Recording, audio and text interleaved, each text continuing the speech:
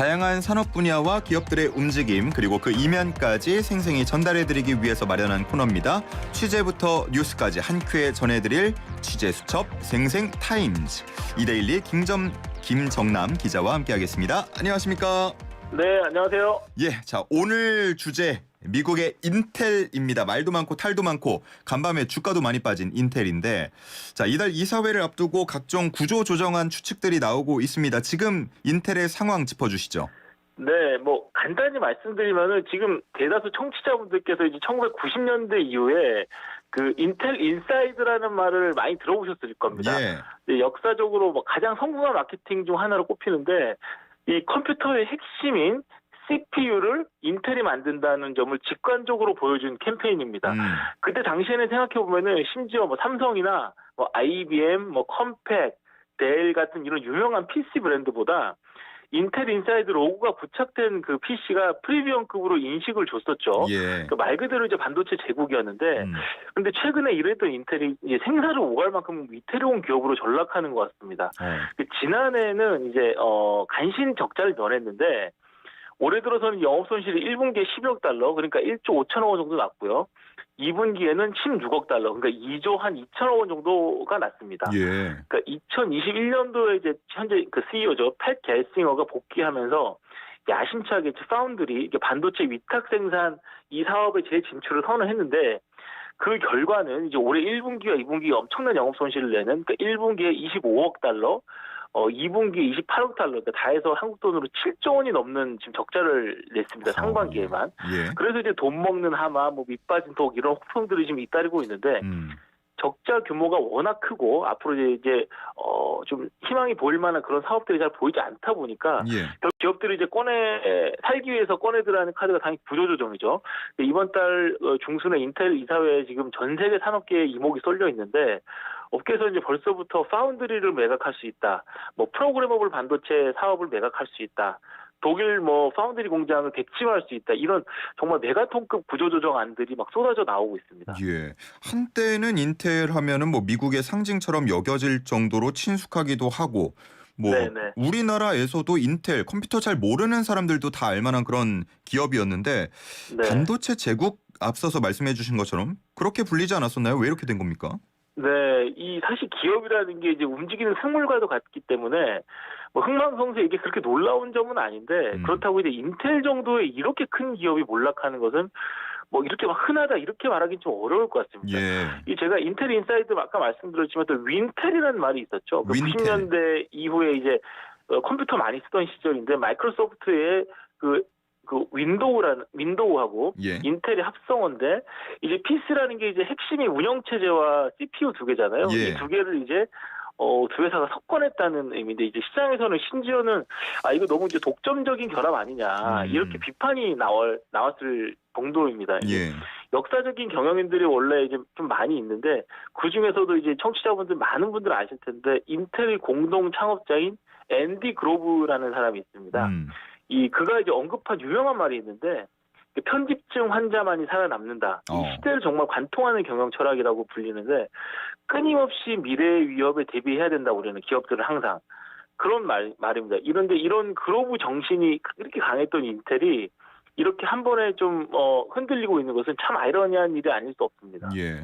사실 뭐 컴퓨터 이퀄 그냥 인텔 윈도우 이게 당연하게 여겨지던 때가 있었는데, 인텔이 이렇게 몰락이라고 표현을 할 정도로 이렇게 무너지게 된 이유 뭡니까? 네, 뭐 기업들이 이제 그 흔들리는 이유가 여러 가지가 있겠지만, 특히 지금 인텔 같은 경우는 뭐 크게 세 가지 정도 꼽을 수 있을 것 같습니다. 예. 이 첫째는 이제 인텔하면 사실 CPU죠. 그렇죠. CPU 본업의 시장 지배력이 좀 약화하고 있다. 이게 하나가 있을 것 같고요. 아까 두 번째는 말씀드린 대로 이 파운드리, 돈 먹는 하마로 전락해버린 파운드리 부진이 좀 심화하고 있다. 예. 그다음에 세 번째는 지금 인공지능 시대라고 해서 많은 기업들이 빠르게 움직이고 있는데, 예. 이런 트렌드에 뒤처지는 좀 관료주의적인 문화가 너무 만연해 있다, 이런 것이죠. 이 첫 번째부터 좀 보면은, 인텔의 상징은 정말 누가 뭐래도 CPU인데, 지금도 물론 압도적인 경쟁력을 자랑하고 있습니다만, 점차 이제 AMD 같은 경쟁사들에게 따라잡히고 있다. 아하. 이런 모습들이 좀 나오고 있습니다. 제가 이제 시장 조사업체 머큐리 리서치라는 곳에 데이터를 쭉 보니까 특히 서버 CPU만 보면 지난해 1분기 인텔의 점유율이 82.0%였는데 올해는 76.4% 하락했습니다. 여전히 높지만 좀 떨어졌죠. 예. 근데 이제 똑같은 기간에 AMD 같은 경우는 18.0%에서 23.6%로 많이 올라갔습니다. 이 서버 CPU 말고 데스크탑 CPU 역시 마찬가지인데 특히나 지금 요즘 같은 경우는 마이크로소프트나 구글, 아마존 이런 빅테크들이 CPU를 자체적으로 설계하는 시대거든요. 그렇기 때문에 예전처럼 CPU 구할 때 인텔에만 목을 매일 필요가 없어지고 있는 것이고 당연히 시장 지배력이 조금씩 낮아지고 있는 그런 상황입니다. 예, 두 번째로 말씀해 주신 파운드리 같은 경우도 사실상 TSMC 그리고 삼성전자 양대 산맥이 버티고 있는 시장 아닙니까? 여기서는 약진하기가 쉽지 않을 것 같은데요. 네, 사실 이번 구조조정 안들이 여러 시장에서 흘러나오고 있는 가장 결정적인 이유가 이것 아닌가 싶은데요. 예. 파운드리는 초기 투자가 워낙 많이 들어가니까 그러려니 해도 이제 그만큼 돈을 벌지 못하면 사실 사업이라는 게 이제 어떻게든 버텨야 되는 그 기간이 있는데 그렇죠. 이게 과연 가능할지에 대해서 업계에서는 지금 의구심이 커지는 겁니다. 이 인텔 같은 경우는 2012년에 원래 파운드리 사업을 시작을 했었는데 예. 계속 부진이 거듭되면서 이제 2018년도에 이제 철수를 했거든요. 그런데 이제 현재 CEO죠. 팩 겔싱어가 원래 인텔에서 이제 18세 엔지니어부터 시작해가지고 이제 최고 기술 책임자까지 오른 입지전적인 인물인데 이 팩 겔싱어가 2009년에 회사를 떠났다가 2021년에 약 한 12년 만에 화려하게 복귀를 하면서 뭔가 자신의 트레이드 마크 혹은 상징으로 파운드리 재진출을 선언했습니다. 예. 이제 청취자분들 언론 보도 많이 보시면 아시겠지만 1나노 때, 2나노 때 이런 그 초미세 공정에서 TSMC나 삼성전자보다 빨리 도달하겠다라는 그런 약간 어떻게 보면 허무맹랑해 보이는 목표까지 이렇게 내걸었는데 예. 파운드리 사업은 정말 만만치 않습니다. 이 고객과의 그 오랜 기간 끈끈한 신뢰는 기본이고요. 그렇죠. 특히 이제 시장 상황이 TSMC 독주 체제가 좀 워낙 공고한 상황입니다. 지금 미국 같은 경우는 미국 정부에서부터 반도체 얘기를 많이 하죠.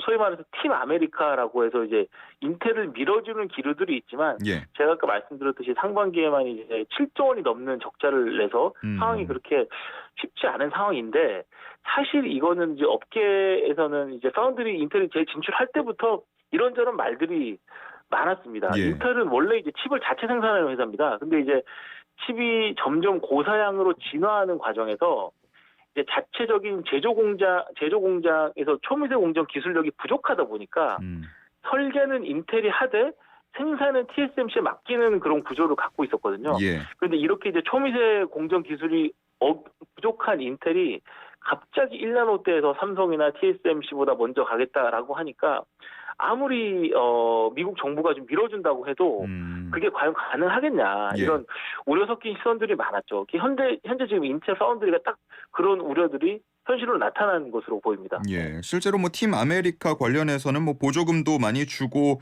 관련 메시지도 많이 내고 있는 것 같긴 한데 우려를 완전히 씻을 수는 없는 것 같고요. 예. 인텔 내부에 관료주의가 만연해서 활력이 떨어졌다. 이 얘기는 개인적으로는 처음 듣는데 어떤 상황입니까? 네, 사실 어느 회사든 마찬가지지만 이제 매니지먼트 단 그 고위 경영진으로 가기 전에 어떤 중간 관리자들이 사내 정치에 매몰되면 그 회사는 당연히 잘 될 수가 없죠. 예. 민간 회사는 더욱 그렇고요. 로이터 통신이 최근에 소식통을 인용해가지고 리프탄 전 케이던스 CEO가 이제 인텔 이사회에 있었는데 이분이 사임했다는 소식을 전하면서 했던 보도가 좀 충격을 안겼습니다. 이 탄 이사가 이제 사임을 하면서 왜 사임했냐? 인텔의 위험 회피적이고 관료주의적인 문화에 좀 너무 실망을 해가지고 나갈 수밖에 없었다라는 보도였는데 그동안 제가 아까 말씀드렸지만 인텔 공고했던 그런 그로브의 인텔 경영 철학이 있었는데 그게 사라졌다는 그런 방증이라는 점에서 업계에 정말 많은 충격을 안겼죠. 요즘에 이제 AI 때문에 아무리 큰 빅테크 회사들도 이런저런 방식으로 막 재빠르게 사업 구조를 어떻게 바꿔볼까 이런 식으로 고민을 많이 하고 있는데 예. 그런 와중에 이제 인텔이 AI 시대에 이제 이렇게 굼뜬 모습을 보이고 있다 보니까 좀 소위 말해서 이제 뭐 살찐 고양이로 전락한 거 아니냐 뭐 이런 우려들이 좀 나오고 있는 것 같습니다. 예. 심지어 뭐 애플도 AI 쪽에 투자가 늦었다 그래서 지적을 받는 그런 상황인데 인텔은 하물며 더한 상황인 것 같습니다. 네. 그래서 구조조정 카드 뭐 좀 꺼내 들지 궁금하거든요. 유력하게 나오는 얘기가 있습니까? 네. 제가 계속 말씀드리지만 파운드리 사업 같은 경우 잘 보셔야 될 것 같습니다. 꼭 이번 달 이사회가 아니더라도 아까 제가 말씀드렸듯이 사업은 잘 되는 기간도 있지만 일정 부분 버텨야 되는 기간도 반드시 있어야 되거든요. 예.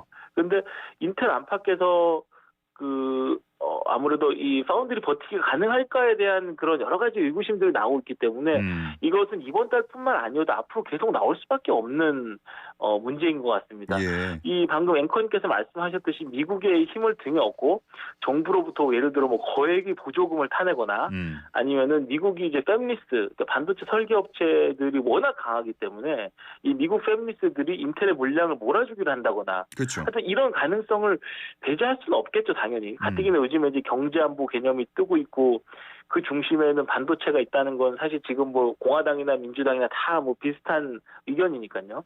그런데 이제 파운드리 기술력이라는 게 축적이 굉장히 중요한데 이런 그 인텔의 기술력이 약한 상황에서 이제 돈만 쓴다고 상황이 나아질지에 대해서는 좀 업계에서 좀 회의적인 것 같고요. 예, 예. 근데 그 연장선상에서 이제 인텔이 이 독일 마그데부르크에 이제 무려 300억 유로 그러니까 한국 돈으로 한 45조 원 가까이 되는 돈인데 이 정도 엄청난 돈을 투자해서 파운드리 공장을 짓기로 했었는데 이걸 백지화할 가능성은 있어 보입니다. 그러니까 이런 상황에서 이렇게 너무 큰 투자를 하는 것은 좀 위험하기 때문이죠. 알겠습니다. 자, 오늘 네. 시간 관계상 일단 여기까지 듣도록 하겠습니다. 김정남 이데일리 기자와 함께했습니다. 잘 들었습니다. 네, 감사합니다. 예.